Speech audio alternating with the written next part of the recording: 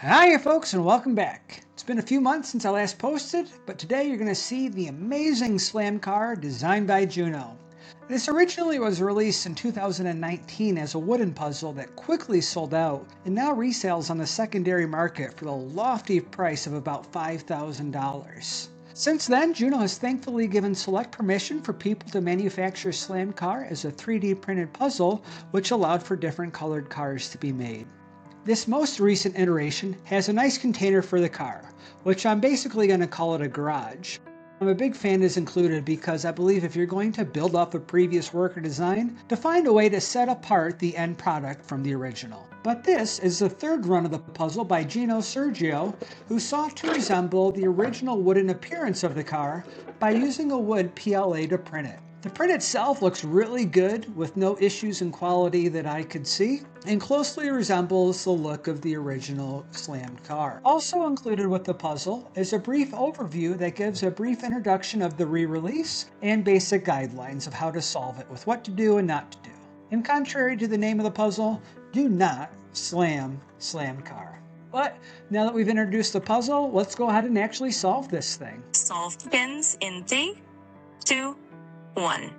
So just by interacting with the puzzle, you notice that there is some movement at the hood of the car, as with the trunk of the car as well. Both pieces here seem to have some movement to it. The top part does also seem to slide out, yet there is no movement to that. And no movement with the wheels. The axles, the wheels do work, but nothing going on there. But what I did notice move was the two side mirrors. You notice that both of them can be pushed in. There is some spring-loaded mechanism to that. So fiddling around with that for a while to see, do I need to push in one first and then the other, or both of them simultaneously?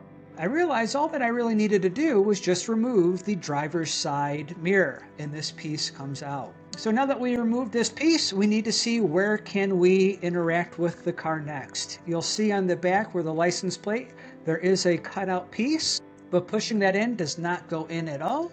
There is no movement. But if we look at the license plate, or where the license plate would be on the front of the car, we are able to push this piece in and it does go in. It also pops out. There is a magnet behind that. But if we add a little bit of extra force, we can pop up the hood just a little bit.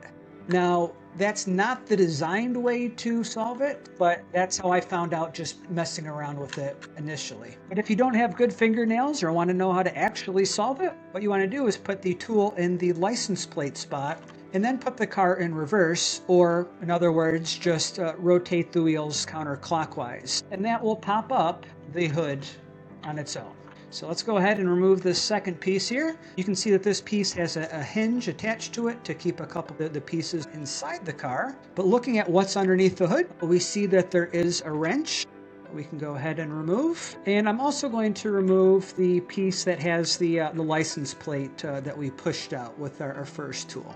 And you can see that this axle has a triangular piece attached, which is what's used to lift up the lid once you rotate the wheels counterclockwise. What else do we see? Well, there's another piece that I'm going to remove, this brown piece, which is the car battery. So another pretty cool element to this, where we've got lots of pieces so far. We don't know which ones are tools, which ones are related to the solve, if they're just decorative. But to see a little bit more of what's inside, we see that there is a spring-loaded mechanism to the driver's side mirror, as I mentioned. And then there is another piece connected to the passenger side window. And to interact with this piece, we're going to want to use the wrench that we got earlier and put that in the slot. And when we push down on the wrench, that pops out the side mirror onto my floor. So looking at this piece, you see that there is a cutout in it. So a little bit different from the other mirror that we released, but another piece to add to our collection. This next part had me stumped for quite some time, as there still wasn't any movement on the top of the car or on the back of the car.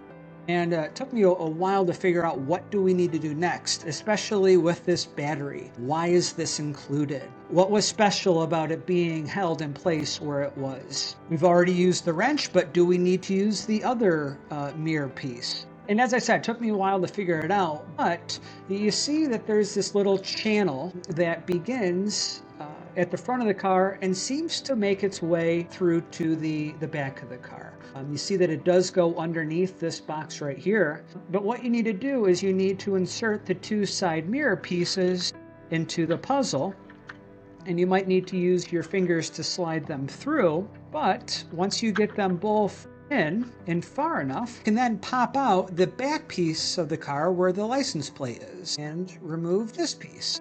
So let's go ahead and get these pieces out of the way. And now we can interact with the back of the car. If we press down on the back of the bumper, that will pop out the top piece of the car. So a lot of spring elements in this puzzle, which makes for quite some fun surprises when you see pieces just fly out. But we have this piece, and we can then lift up on the back bumper and remove this piece as well to see the springs and to remove this rod. So a lot of pieces, a lot of tools to this puzzle, and we can now investigate the back of the car.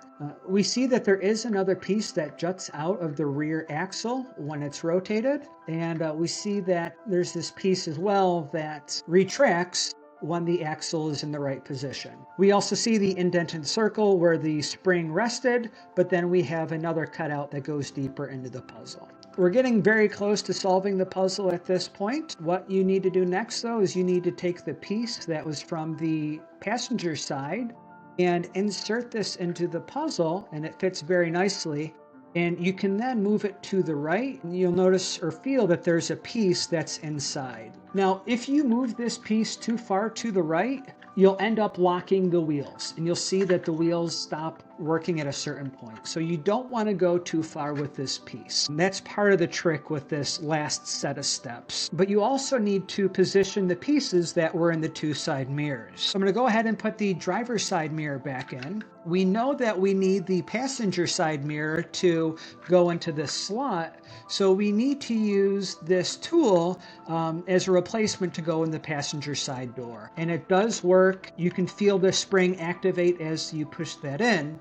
But what I found out is if you push the driver's side mirror in first and then the passenger side, that will then hold the driver's side mirror in place. And we can then move the top of the car back just a little bit. It's not much, but it's certainly more than it was before. And what you want to do is you want to have your finger hold the top of the car moved out as I'm currently showing. If you release this, that's going to release the springs and you have to start back over again with getting them set up. So at this point, we're going to always make sure that the top of the car is pressed down and slid out. So after we have that piece held in place, we need to insert this piece in, slide it to the right a little bit, as well as to rotate the rear axle so that the piece is pushing up on the piece that comes down, and then insert this piece and slide it a little bit to the right.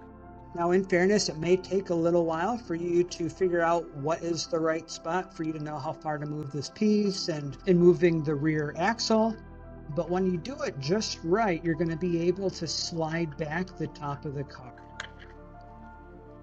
And just like that, we can slide back the top of the car and we can see our prize underneath, as well as commemorative information about the puzzle. Here we see the piece that slides to the left when you insert the piece into the passenger mirror. And we also see this piece that has to be moved over to slide the lid off. But our prize for opening the slammed car is a little turtle. To be honest, I'm not sure if there's any significance to this or why this is included. I know Juno did release a puzzle last year called Tortoise Protocol. I don't know if this was a hint of things to come at that time or what. But if you know, please let me know in the comments. I'm very curious of that. But that is how you solve the slammed car by Juno. A lot of fun, some great tools that you discover along the way to get further in the solve. Was a moderate difficulty. The last part especially takes some time to figure out all that you need to do to remove the lid. But a great looking thematic puzzle with the automotive concept and great puzzling all around. I hope you liked this one as much as I did,